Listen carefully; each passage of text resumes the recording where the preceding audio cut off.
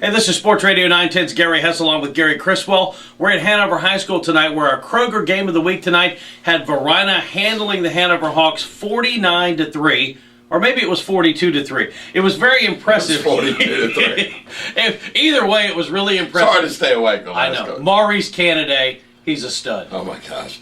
You know, he improvised a little bit. He was basically their offense for the first two series, converting long third down plays that were, after two dismal first plays of the game, he goes, to half the field for a touchdown on a 3rd and 12, and he just electrified the whole game.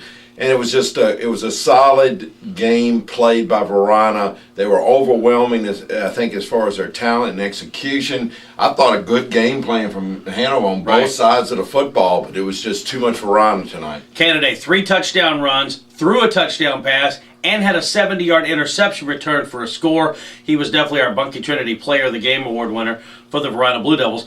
Canaday gets so much of the attention, and rightfully so, but the defense for Varina, a stout unit that has not just one standout. They got standouts all over the field, but they were at it again tonight. They were great. They were pretty aggressive. I thought they blitzed more than I thought they would against Hanover, but they seemed to make it work. While they didn't get to Andrew Kisner, they forced him in a couple of mental errors.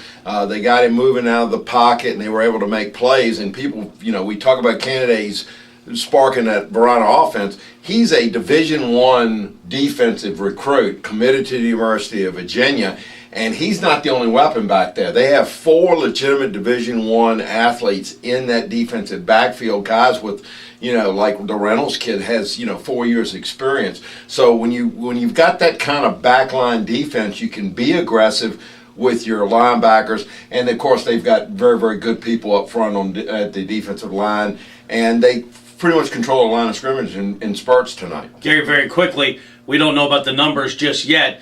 With Atlee beating Highland Springs tonight, Varina may not have locked up the Capital District on points yet. Either way, Highland Springs will have their complete attention next Friday night. They will have the complete attention because it's that kind of rivalry, and it finishes off a fine season for Lauren Johnson and his troops, especially if they can get an upset win over at Varina. And like I said, the points look like they're in Varina's area, but then at that point you've also got home field advantage to consider, and that's going to come in handy, especially because somebody's going to get a really, really good Lloyd C. Bird team, and you'd like to play them at home.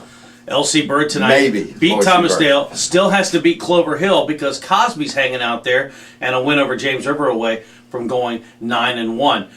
Hanover lost tonight, was manhandled, but still safely in the Division V playoffs. It was good to see Sam Rogers back on the field. Sam Rogers made some plays, and I think they've made a statement. They found ways to get him into the offense. They threw the ball short to him, let him do some catch and runs.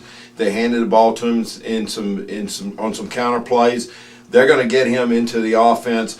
That's going to be good news for Hanover going forward because they're going to have, they're marching towards a likely rematch with Atlee, probably at Atlee. I envision a complete Hanover Division V championship game, but you know what? I've said that before. I've said statements like that before, discounting the Dinwiddie Generals. They're coming on late. They're making a nice run. And, of course, it appears right now that the John Marshall Justices, for the first time since 1992, under the quarterback Vashad Smyree, will reach the playoffs, and that's really good for Marvin Bridges and his program. 1 week left in the regular season. The playoffs are going to be great, and questions still have to be answered, and we'll have them all for you at Sports Radio 910 and SportsRadio910.com.